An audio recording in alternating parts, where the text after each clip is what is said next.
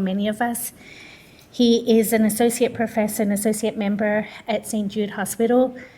Prior to that, he obtained his PhD under the mentorship of Michael Taylor in Toronto, completed his postdoctoral training under the mentorship of Jeremy Rich, and initiated his lab at Children's Hospital in Texas.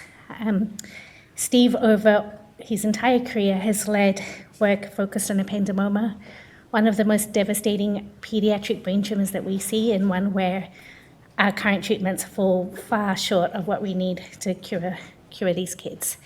And Steve and his team over the years have really made profound discoveries into what drives these tumors, hopefully getting us closer to the day where we'll be able to therapeutically target them. So Steve, thank you very much for coming and for presenting this afternoon. Thank you.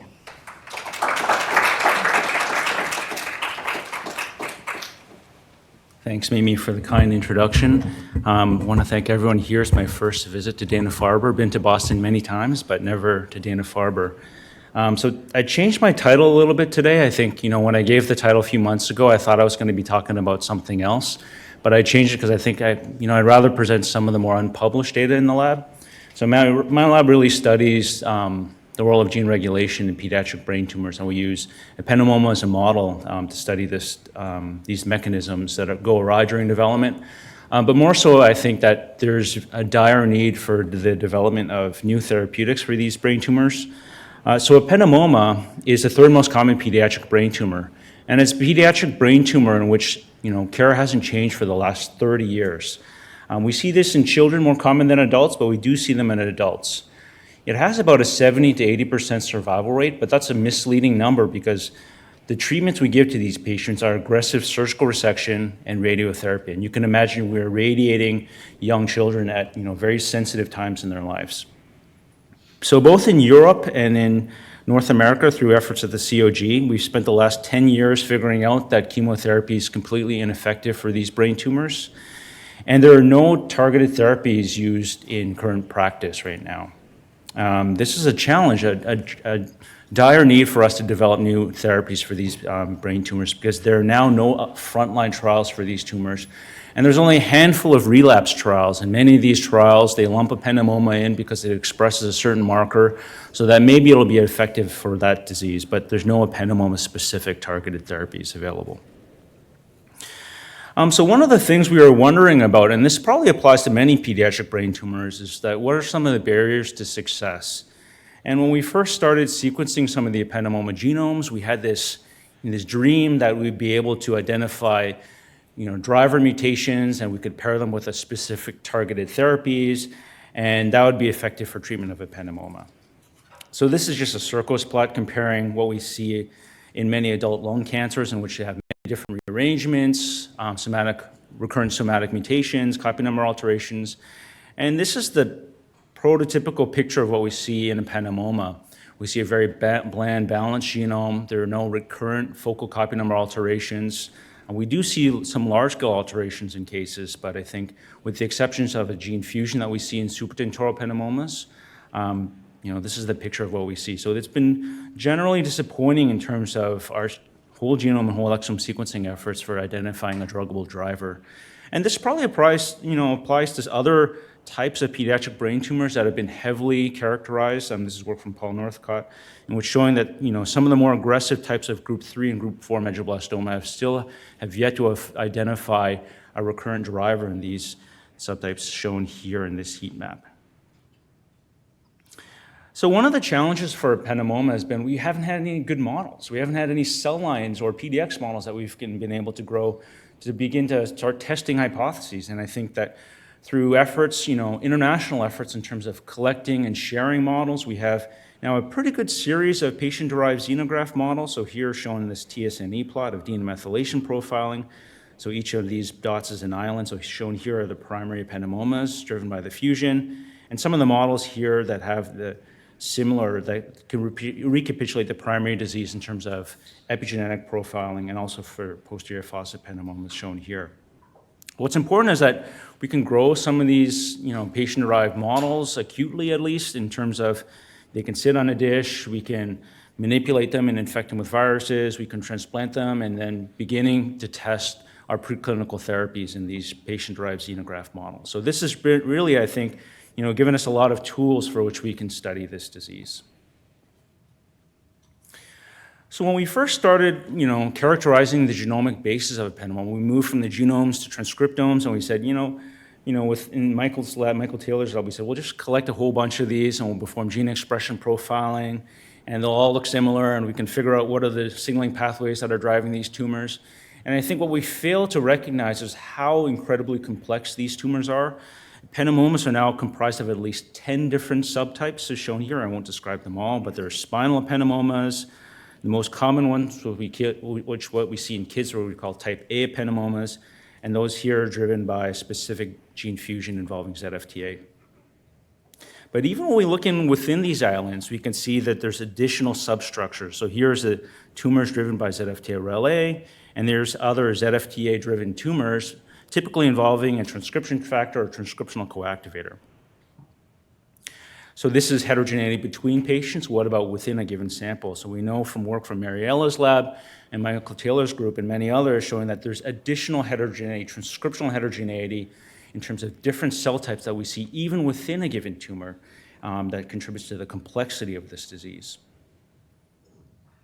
So one of the barriers to success has also been a lack of understanding of, what are the mechanisms that drive these tumors? If we don't have a specific mutation or alteration, what can we use to model these diseases? Work from Sriram Venedi's lab in posterior fossa ependymomas found that these proteins, these tumors, they express a weird protein called EZAP or EZH2 interacting protein, and it mimics the K27M mutation that we see in many pediatric high-grade gliomas. So what's unique about these tumors is that they have global loss of this transcriptional repressive mark that we see in these posterior fossa tumors. So posterior fossa is just the region comprising the cerebellum and brainstem. So with that, we were beginning to understand a little bit about the biology of the tumors that arise in the hindbrain or posterior fossa region. They prefer to grow in hypoxia. They have very distinct metabolic signatures, and it's giving us some clues about some potential targets for therapy. But the focus of my talk today is going to be on the tumors that arise in the cortex, and these are over 90% of them are driven by a gene fusion. So this gene fusion was described by Richard Gilberts and others at St. Jude. It involves a fusion between this formerly known protein called chromosome 11 ORF95, which we relabeled to zinc finger translocation associated protein. All we know about it is it has these 1 to 4 zinc fingers. At least one is always involved in this gene fusion. And it joins with the well-characterized RELA transcription factor. It takes almost the entire protein. So just a basic background into RELA. Typically, RELA is sequestered in the cytosol unless you have an external stimulus involving TNF-alpha or IL-1 signaling or many other pathways. That then leads to blockage of inhibition or degradation of these inhibitors of this RELA pathway, and it allows for translocation of RELA into the nucleus, when then it can activate NF-kappa B inflammatory associated genes. So what's unique about this fusion, this joining of ZFTA with RELA, it allows us to bypass this protein, to bypass this mechanism. So it goes straight to the nucleus. So it's shown here, when ZFTA RELA is expressed, you bypass this negative regulatory mechanisms. So what we know is that ZFTA RELA from our work and many others is that it's a potent driver of cancer. So unlike adult cancers in which you acquire many different alterations, you express ZFTA RELA in neural stem cells and transplant those into mice, you go straight to tumorigenesis. So I think this bears similarity to what we see in other pediatric solid tumors. For example, Ewing sarcoma driven by EDO-bisfly1, rhabdomyosarcoma driven by PAX3-FOXL1. So ZFTA RELA is the relatively understudied. It's the baby in terms of these fusion oncoproteins. So we really learn about or borrowed some of the concepts that we've studied in these other pediatric fusion oncoproteins driving other solid cancers. So I'll divide my presentation into 3 parts. The first part is really going over some of the models in which we study these tumors. And the second part is really trying to dissect the transcriptional regulatory mechanisms of ZFTA RELA. And then the third part is really understanding the interplay between ZFTA RELA and normal developmental programs. So just to provide some background, so back in 2005, Michael and Richard Gilbertson They were characterizing the immunophenotype of these tumors, and they noticed that they express markers of these radioglial progenitor cells. So these are progenitor cells that are derived from neuroepithelial cells, and you can consider, many consider them as stem cells of the brain. So they give rise to neurons that populate the cortex. They can give rise to many other cell types in the brain, including astrocytes, OPCs, ependymal cells, and eventually, postnatal, they differentiate into these other cell types and stop dividing. So this is supported also by further single-cell sequencing efforts, demonstrating that there's this glial progenitor signature within these tumors. So to begin to try and model ependymoma, we said we need to target these cells during embryonic development, where we think these cells are arising. So to do this, we use an older technique in neuroscience called in utero electroporation. So this is where we take the embryo of a developing mouse, and then we electroporate it with a construct that has piggyback transposase construct with the fusion or whatever you want to express with the flanking piggyback transposase sites, repeat sites. So then you could stably integrate this in the genome. And what's nice about this system is you can take normal CD1 or Black6 mice and you can make a whole cohort of fusion-driven tumors within one day. You can label these with GFP, you can knock down genes, and you can also do gain-of-function screens within this in vivo system. So this is a potent driver of cancer, so we get tumors within about 60 days. It's not perfect, but I think compared to other subtypes of ependymoma, it recapitulates the transcriptional signatures of ZFT-RLA fusion-driven tumors. So I'll go into two brief examples of why this model has been useful, and then I'll talk about some of the transcriptional regulatory mechanisms. So we have a collaboration with Guido Cranchute at St. Jude, in which we're testing CAR T cells in various different ependymoma models. And we found that these work fantastic in patient-derived xenograft models devoid of an immune system. So both in a PFA model and in a Relay model, you can just administer CAR T cells, and then you see a dramatic MRI response. Most of the tumors are ablated with one delivery of CAR T cells. So this has really prompted us to develop a CAR T cell clinical trial armed against these specific brain tumors expressing this B7-H3 antigen. And this is largely for safety. And what we can say is that we don't see the same dramatic responses that we see in our PDX models. And we're not sure why that's the case, but I think that potentially having models in which we can study this, and compare it with the patient tumors will be an important, first step in this process. And here's an example of which we're using these CAR T cells armed against a mouse version of B7-H3 that's overexpressed in our IUE model, and we don't see the same dramatic response that we see in our PDX model. So what is different about the immune or neural microenvironment in these immunodeficient models versus these immune competent models? I'll just have one slide shown here in which we focus on the other types of cells within the microenvironment. Work from Michel Mangi and many others have shown that the tumor cells exist in complex ecosystems and they have functional interactions with neurons in that microenvironment. And what we showed with Ben Denin's lab, and this is published here, is that when we stimulate neuronal activity within the peritumoral area, we can stimulate proliferation of ependymoma cells. So there's a functional connection between ependymal cells and the surrounding neurons. And one of the take-home message of this paper is that surprisingly, I think we saw different effects. When we stimulate around the tumor, we get increased proliferation of tumor cells. When we stimulate specific circuits, we see tumor suppressive effects. So what's happening here in terms of how the tumors are sensing or responding to these neurotransmitters that are being released in the microenvironment? And one of the ways we had stumbled upon is this idea that these neurotransmitters can be taken into cells. So serotonin. So what I've learned, that was new to me, was that serotonin can be taken into cells. It can also be deposited on chromatin, and we see an increase of the serotonination mark in these mouse IUE tumors compared to normal cortex. So what we found in this paper is that a lot of this serotonination was being deposited to where this fusion was going in the genome. Functionally, why that was important was that when you block the serotonination mark, you significantly abrogate tumor initiation in this model, suggesting that this is required for tumor proliferation. So, I'll just give a shout out for this study in which we see that hyperactivity ependymomas exists in a complex environment in which hyperactivity is driving growth, and then these tumor cells are responding to different neurotransmitters in the microenvironment, and that can regulate gene expression.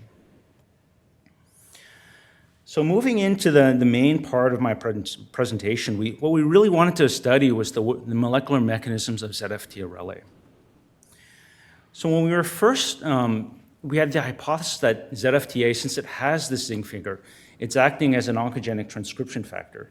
So the first assays, what we did was we didn't have an antibody against this fusion protein, but with this in utero electroporation model, we could bring in an HA tag. So we generated tumors expressing this HA tag, which allowed us to do a variety of cut and run assays shown here. So this fusion protein binds to DNA. It's at these active or accessible chromatin marks as shown here, and it activates known ependymoma oncogenes such as FRNB2, described by Karen Wright, shown here. When you overexpress FRNB2, you have ependymoma-like tumors when you express this in neural stem cells. And what we realized is that what we first did was, where is ZFTA-RLA binding? Is it just going to these RLA binding sites and it's just hyperactivating these inflammatory genes? So what we did was compared, mouse embryonic fibroblasts stimulated with TNF-alpha, and as you might expect, you see an enrichment of these RLA motifs. But then when we look at these tumor-specific sites, what kept popping up were these GGG, CC, PLAGO1 motifs that were enriched specifically in these oncogenic sites. We validated this using an orthogonal method, using cognate site identification, developed by NC Mansari's lab at St. Jude, in which you take the fusion lysate and you incubate it with a 20 nmer, so 20 trillion different double-stranded DNA oligonucleotides, and you pull it down, and then you select for these fragments, and then you go through a series of 3 cycles. And you can enrich using your lysate, the specific binding site of your protein of interest. So what overwhelmingly came to the top of the list were these GGCC motifs, these PLAGO1 motifs that are bound by the ZFTA-RLA fusion oncoprotein. And what was interesting was that we know that RLA can dimerize, and we see these sequence of motifs coming out twice, so it suggests that these ZFTA-RLA fusion protein can dimerize and then link on to this specific oligonucleotide. Why I think this was useful for us is I think that, in the end goal, I think is for us we've been thinking about ways to drug this particular fusion oncoprotein. We don't know the structure of it, and this is what the predicted structure from AlphaFold2. We haven't been able to generate a soluble, a soluble fraction we can actually perform structure on. But we could with this PLAGO motif, this PLAGO1 motif, this oligonucleotide, which we can use to stabilize the zinc finger. So shown here is the preliminary NMR structure of this key zinc finger in this ZFTA-RLA region that is always included in this particular fusion oncoprotein. So I think what was exciting for us is that, could this be a way for us to develop potential molecular glues in which we can go after this particular C2H2 zinc finger. But those are really early days, but we're further characterizing all the other zinc fingers in this in terms of structure. But what we've really been interested in is asking, how does ZFTA recruit particular transcription activators to activate ependymoma target genes such as BRD4, P300, K27 acetyltransferases, and polymerase II. What's the process by which this happens? So we took a step back and we asked, where does the full length of ZFTA go? So this is taking the wild-type full-length protein. It's actually normally expressed in the nucleolus. When we look at RLA, the full length, we see that it's typically cytosolic. But what happens when you join these two proteins in the context of a fusion that's entirely nuclear? Is it diffusely within the nucleus? And what we found is that the fusion protein, it's localized within these punctate structures consistent with liquid-liquid phase separated like condensates that we're seeing in the nucleus. Could this be a way or a potential mechanism for us to begin to understand how these different players are brought together to activate ependymoma target genes? So this is our hypothesis that ZFTA-RLA induces formation of these biomolecular condensates that drive oncogenic transcription and tumor initiation. And I think, this wasn't, relatively that novel for us because we knew that, there's many other examples of fusion oncoproteins in pediatric and adult cancers that have this capability. But it was important for us because, this provided a potential model for us to understand how is this fusion protein getting recruited to these sites? How is it bringing the other transcriptional activators to this? And could this potentially lead to, in the future, a potential way for us to drug this process? So this is a study that, brought together a collaboration with my lab and Richard Karaki's lab at St. Jude. So there's many lab members involved, both in the molecular and cell biology side, but also those involved in the structural biology and computational side. So we were really interested in understanding ZFTA-RLA that's enriched with these intrinsically disordered regions that, has been shown to be driving these biomolecular or these phase-separated condensates, these low complexity molecular multivalent domains. And were these important for mechanistic activation of transcription and also function in tumors of tumor initiation? So to begin to ask whether these are aggregates or they have liquid-like properties, we performed a series of fluorescence recovery after photobleach or FRAP experiments. So we can zap these particular condensates with a laser, and then they just disappear, and then we see recovery of these GFP-tagged fusion oncoproteins moving back into that condensate. We can also use lattice light sheet microscopy to look at their dynamics of their behavior. So they seem to move independently of the nucleus, and they can also join up to form larger condensates, thus reinforcing that they have very liquid-like properties. So is this a product, I think, of overexpression, or do we see this in some of our patient-derived xenograft models? So we've stained this, these in our patient-derived xenograft models, we see these punctate or foci shown here. We see this in our IUE model shown in this brain slice image shown here as well. But do we see co-recruitment of BRD4 and MED1 as to these particular condensate, these puncta, and that's what we see here. When we stand over ZFTA-RLA, we see co-recruitment of mediator 1, BRD4, and RNA polymerase 2. But is that occurring at, housekeeping genes or genes that, aren't involved in this disease? So we decided to pursue a series of RNA fish experiments at known ependymoma oncogenes. So when you express the fusion oncoprotein, these are genes that typically are upregulated no matter what the cell type, even 293 cells are upregulated. So what we see is where these condensates are forming, we see these RNA fish signals, so just demonstrating that we have these condensates forming at known ependymoma oncogenes. So then we asked, which of these disordered regions are important for this phenotype that we see in cells? Is it this region 1 here, 2, or 3?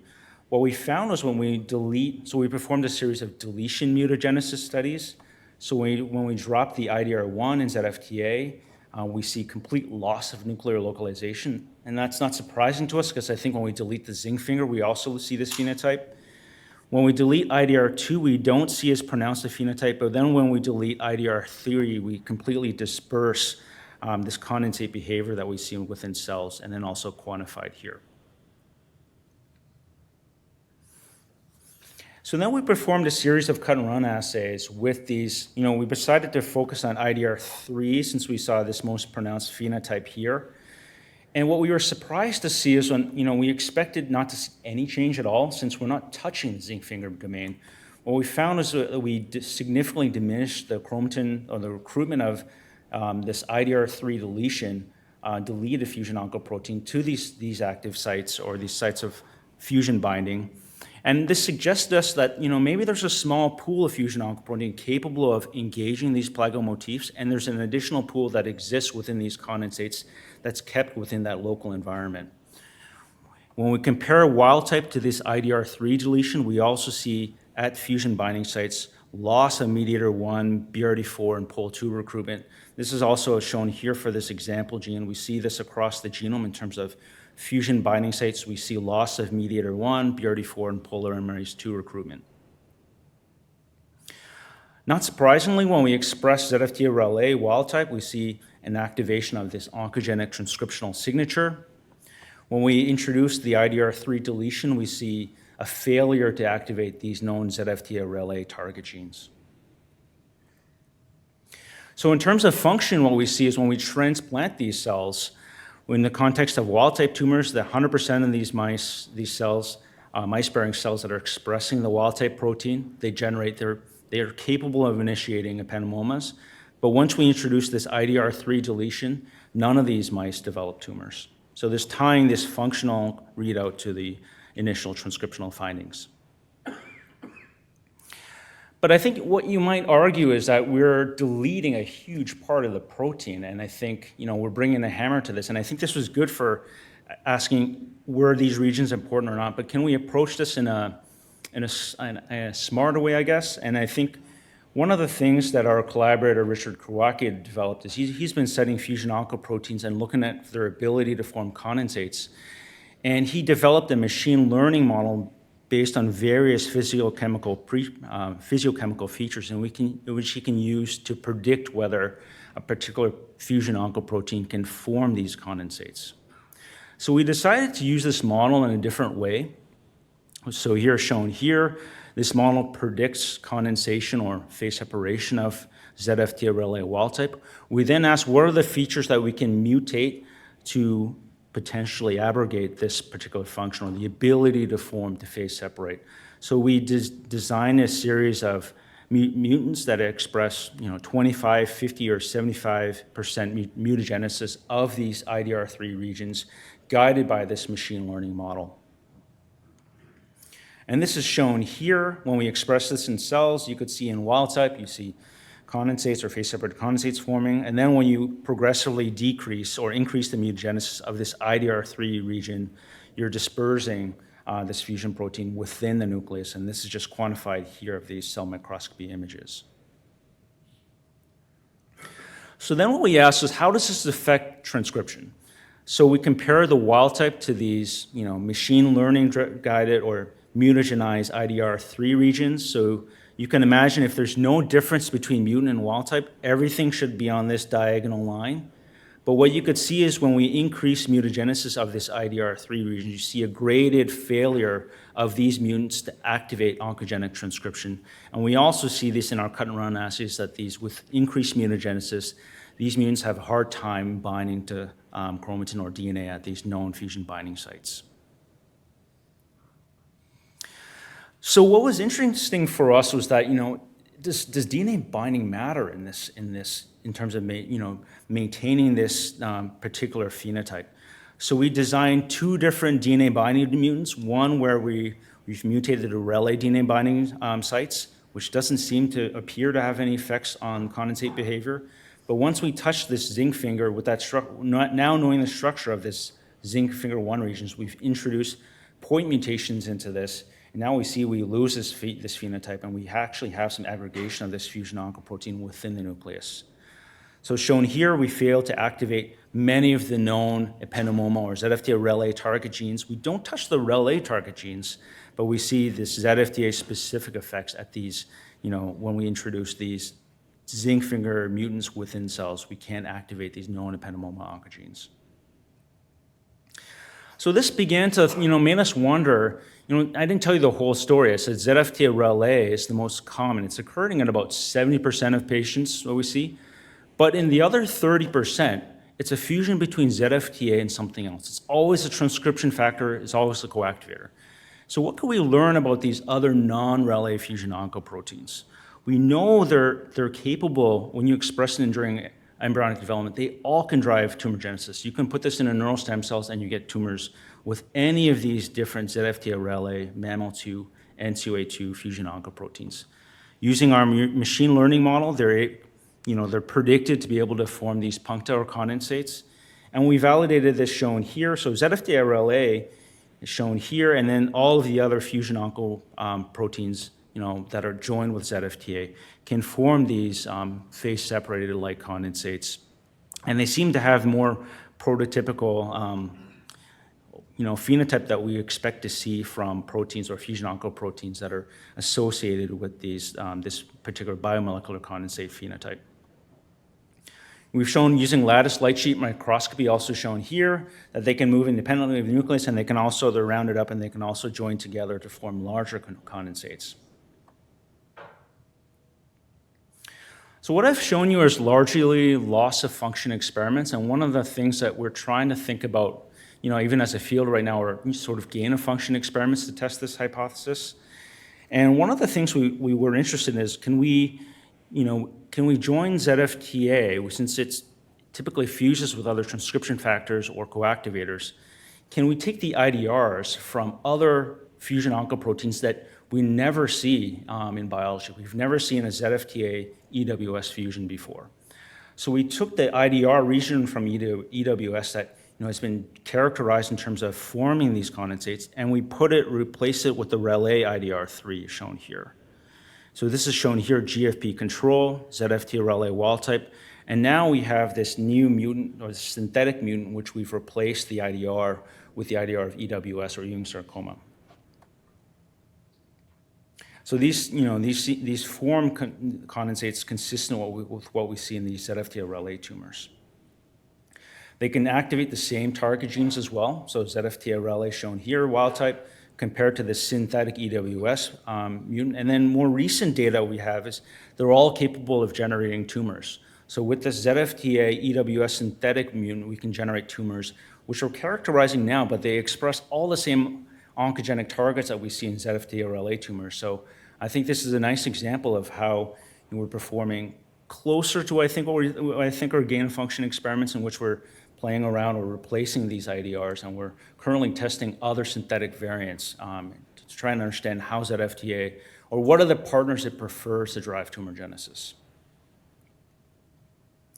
So just to summarize here, that the ZFTA Relais fusion oncoproteins appears to form these biomolecular condensates, and these provide a model for us to begin to understand how things are coming together in terms of activating transcription. And I think it also provides a model for us to understand how the genome is folding at these oncogenic sites, which we're currently testing in the lab right now.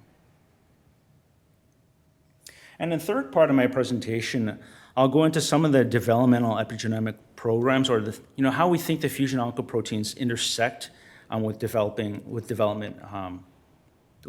normal brain development.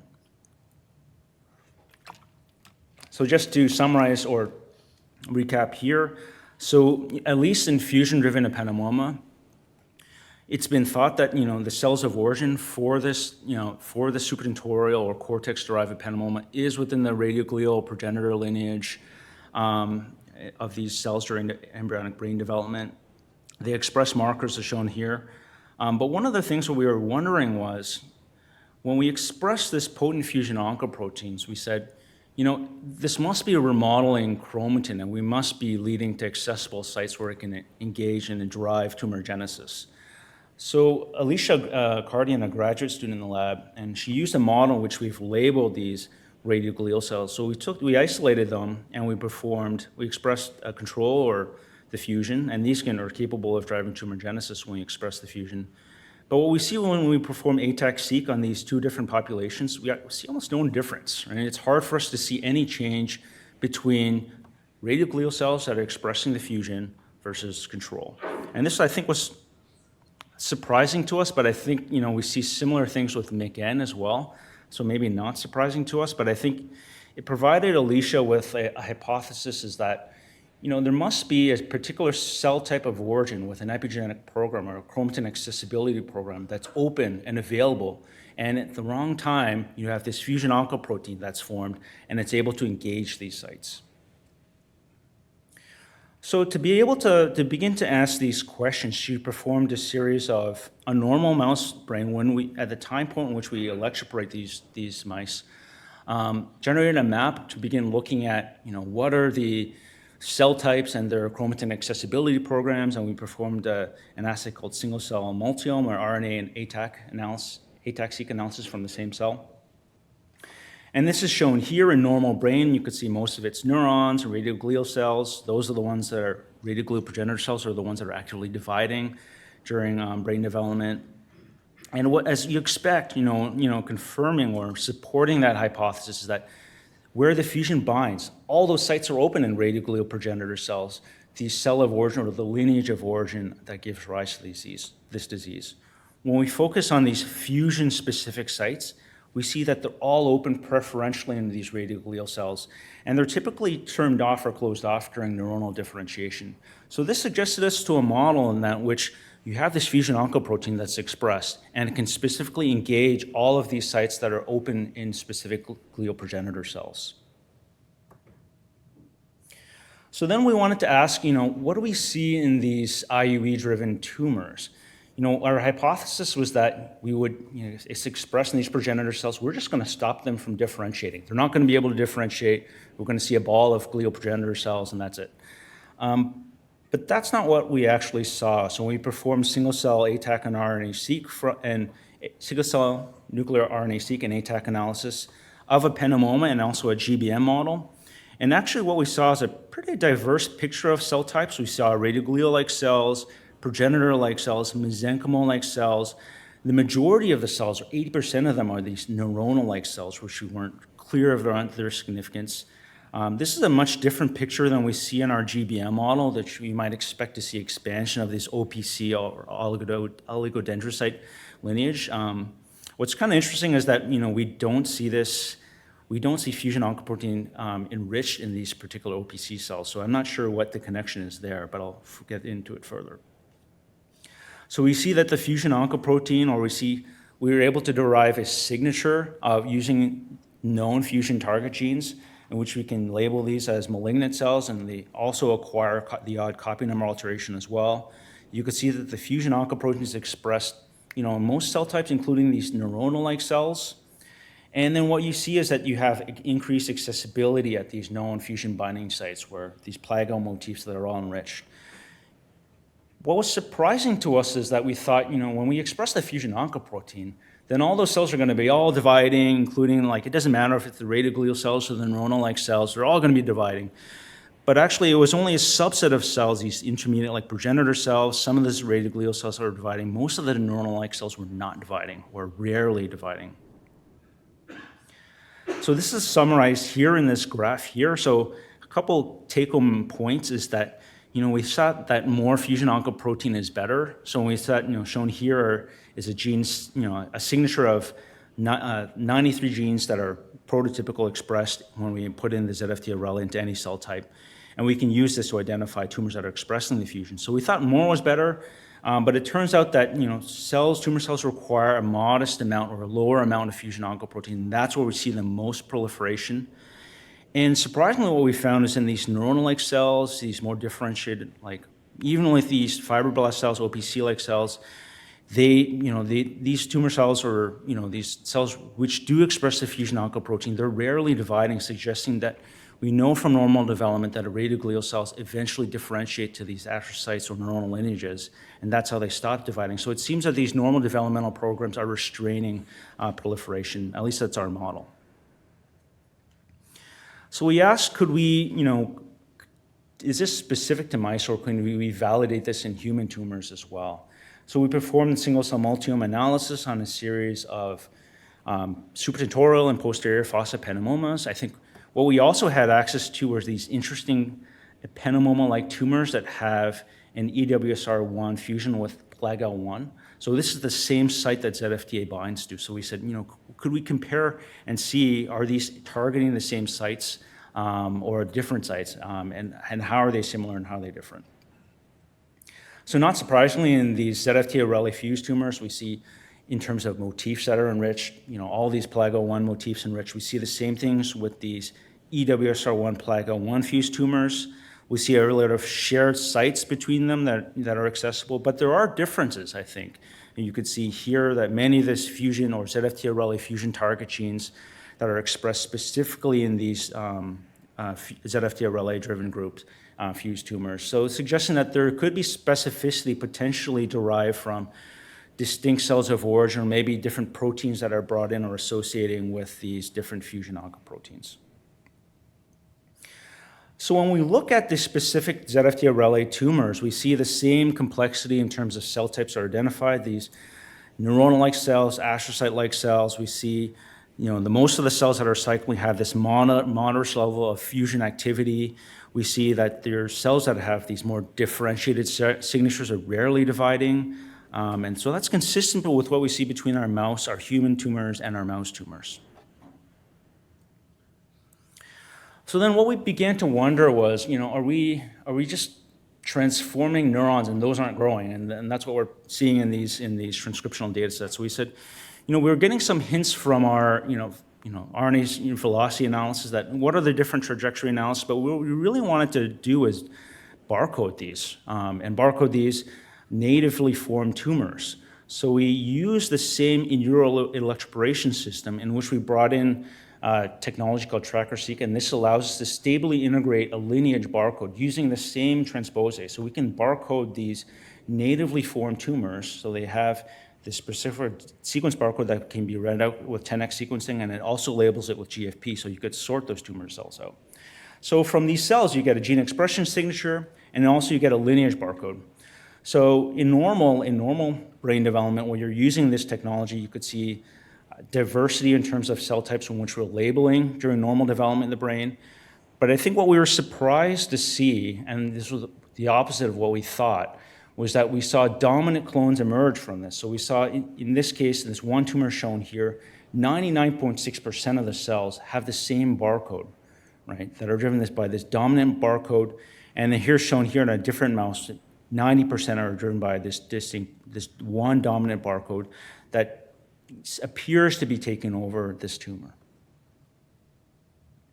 So we then started exploring within this one lineage and said, can this one lineage give rise to the different cell types that we see in the tumor? And that's exactly what we see. We see these cyclin progenitor cells present in this one lineage, neuronal-like cells emerging, astrocyte-like cells emerging. They express this fusion target gene signature. The neuronal-like cells are barely dividing except for these cyclin progenitor cells that appear to be proliferating in these tumors. So I think this allowed us or gave us a hypothesis on how we think about the potential tumor hierarchy in this disease. And I think that, from these dominant clones, we developed a model in which these cyclin progenitor cells, which normally give rise to these neuronal-like cells, and these radioglial cells give rise to these astrocytes, they're going through normal differentiation programs, and they're giving rise to these non or slowly dividing cells. And this is consistent between our mouse model and our human tumors. And it's also consistent with what Mariella's lab has shown in a nice preprint that's associated with ours. But I think we see very similar patterns in terms of this hierarchy. What I think this means in terms of how we think about this disease, in terms of how chemotherapy, are we hitting any of these cells differentially? If when we treat these tumors with surgical resection or radiotherapy, are we missing potential clones that can then give rise or recapitulate disease? As we know, these tumors tend to relapse late. So then just to conclude this second or third part of my talk, there appears to be these chromatin accessibility programs that are at direct risk of fusion oncoprotein or ZFT-RLA binding. What we see is, what we thought was we see a lot of heterogeneity in terms of developmental programs that's consistent with what we might expect from what radioglial cells normally give rise to. It appears that there's these dominant tumor clones that are just taking over the disease, and we're trying to figure out what the functional significance of this in terms of therapeutics is. And there appears to be this right amount, this Goldilocks amount of fusion oncoprotein that's necessary for cell cycle regulation. And could this be a therapeutic vulnerability? And I think since I have time, I'll just go into where we're headed in terms of therapeutics on that aspect. So we were thinking about this idea, and we read Kim's work on Ewing sarcoma, and we said, maybe the similar principles apply. And here in this graphical abstract, which she found, is that Ewing's, when you express low amounts or they're not capable of driving cells into cycle, or cells can't tolerate lower amounts of Ewing's E-fly fusion oncoprotein expression. When they have too much, cells can't tolerate this either, and they use a protein called trimate to regulate the right amount of fusion oncoprotein that's expressed in cells. And we kind of had some hints from that. So when we really pump fusion oncoprotein into 293 cells, they hate it. They stop growing. So we said, could this be a potential therapeutic vulnerability? And what we did was we had some data in which we performed an IP mass spec of the fusion oncoprotein. So this is looking for proteins that really stringently bind to this fusion oncoprotein. So as you might expect, NF-kappa B proteins come down, and surprisingly, XPO1 comes down, a protein involved in nuclear export. We then wanted to validate these findings in a series of, a focused CRISPR-Cas9 screen, and which is shown here, which we performed this on 2 IUE models in triplicates for each. And you can see here non-targeting controls in the middle. And in blue is shown are things that when you knock out, the cells grow faster. So inhibitors of the NF-kappa B pathway, those cells seem to be selected for. But then here, once we saw a validation of potentially XPO1 as a target. And why we were interested in this as a potential target was because there are available inhibitors for XPO1, and they do cross the blood-brain barrier, and these could be rapidly translated for a patient without a targeted therapy. So we began to, this is early work in which we're trying to target these concepts, but we know that selinexor regulates fusion oncoprotein localization. So when we treat cells with selinexor, surprisingly, they don't turn on more fusion oncoprotein. I think there's only so much you can turn these target genes on. We're doing experiments in which we're expressing mutant versions of this fusion oncoprotein. Cells that are expressing the fusion tolerate it just fine. But once you pump more fusion oncoprotein wild type into cells, they can't tolerate it. They undergo some oncogene-induced senescence, but we're not clear on those mechanisms. But we have proceeded to in vivo preclinical trial type experiments, and we did know from the adult literature that selinexor has some rational combination with gemcitabine and ribociclib, and that was interesting to us because at St. Jude we have a trial, SJ Dawn, in which we're testing these FDA-approved drugs, and they're well tolerated in patients. So shown here in posterior fossa, non-fusion-driven tumors, we don't see any effect with selinexor alone. We see some increased effect with the combination with gemcitabine and ribociclib. But in these fusion-driven tumors, we're able to significantly extend survival with selinexor alone. We can push that even further with gemcitabine and ribociclib, and we can keep doing these cycles in terms of inhibiting tumor growth, but I think we eventually reach a point where the mice can't tolerate that combination in terms of toxicity. So we're currently thinking about this and testing additional preclinical models as a triple combination in terms of translating selinexor, gemcitabine, and ribociclib, using these concepts of modulating fusion oncoprotein localization for these tumors in a potential clinical trial at St. Jude. And with that, I'd like to thank you for your attention. I'd like to thank all the members of my lab, all of our close collaborators near and far, all of our funding agencies, and I'd be happy to take any questions.